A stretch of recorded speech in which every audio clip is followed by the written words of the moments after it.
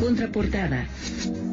Análisis de contraportada Con el maestro Alfonso Zárate. Maestro Zárate, ¿cómo está? Qué gusto saludarle. Igualmente, Héctor. Bien, gracias. Oiga, la coordinadora, un Frankenstein creado desde el gobierno, obviamente, y que ahora pues no saben cómo manejar. Sí, yo creo que en efecto fueron distintos gobiernos, desde el de Eladio Ramírez en Oaxaca, pero también gobiernos en otras entidades federativas y desde luego a nivel de la federación, claro, los que fueron alimentando al monstruo. Lo que hemos tenido a lo largo de más de 30 años es una historia de capitulación por parte de los gobiernos frente a una coordinadora muy organizada, muy beligerante, que a partir de sus líneas de acción, los bloqueos de las carreteras, la irrupción en oficinas públicas, la quema de expedientes, el secuestro de vehículos, etcétera, fueron doblegando a las autoridades y por fortuna en los últimos meses, sobre todo a partir de que concluyó la elección federal intermedia, empezamos a percibir un cambio en el gobierno federal que también se expresó en cambio en los gobiernos de los estados. Quizá lo que llevó a esta decisión a los gobiernos fue la convicción de que los dirigentes de la coordinadora no tienen llenadera, que entre más les daban, más pedían, porque pues esa había sido la manera en que en 40 años habían aprendido a doblegar a los gobiernos. Y entonces lo que tenemos ahora, por ejemplo, lo más reciente es el encarcelamiento de los 3 principales mandos de la sección 22, que inició el 14 de abril con la detención del secretario de Finanzas, Asiel Cibaja, y después vinieron las aprehensiones de Francisco Villalobos, el secretario de Organización, apenas el sábado, y unas horas más tarde del secretario general Rubén Núñez Ginés.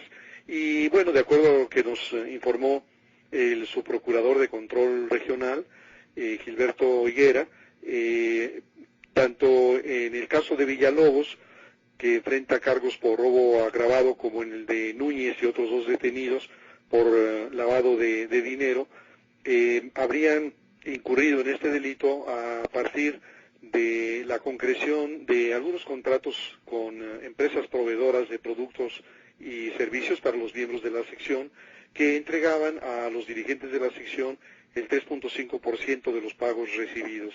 Dinero que según la PGR era utilizado lo mismo para financiar las movilizaciones que para cubrir gastos personales.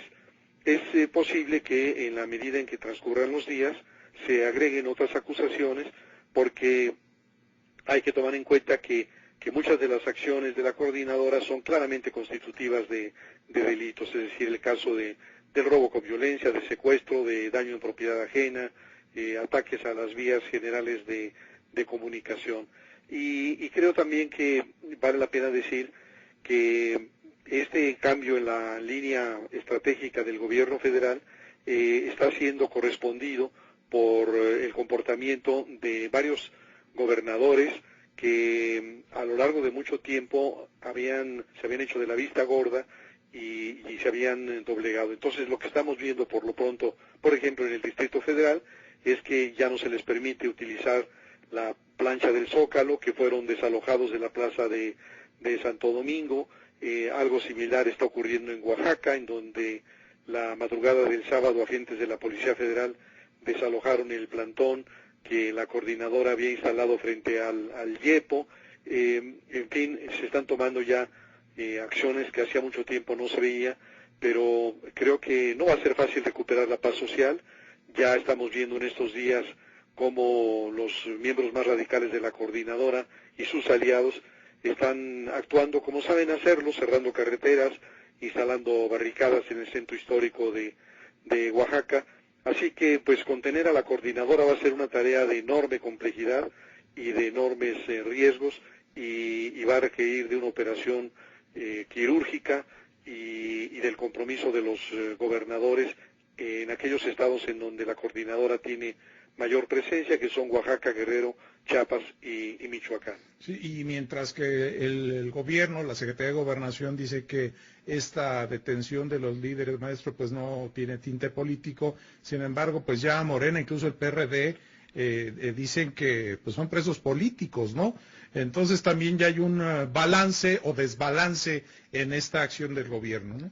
Sí, sin duda, y yo creo que en este caso Andrés Manuel López Obrador ya se montó en los hechos, instruyó a Martí Batres, a Jacob Polensky, a Berta Luján, Salomón Jara y a Rocío Nale de asumir la defensa de los detenidos y exigir su liberación inmediata. Sin embargo, creo que este movimiento de Andrés Manuel es una mala apuesta porque lo exhibe de nuevo muy cercano a un sector que es la coordinadora, que cada vez más es más impugnado por sectores amplios de la sociedad que censuran este uso del vandalismo como una estrategia de lucha.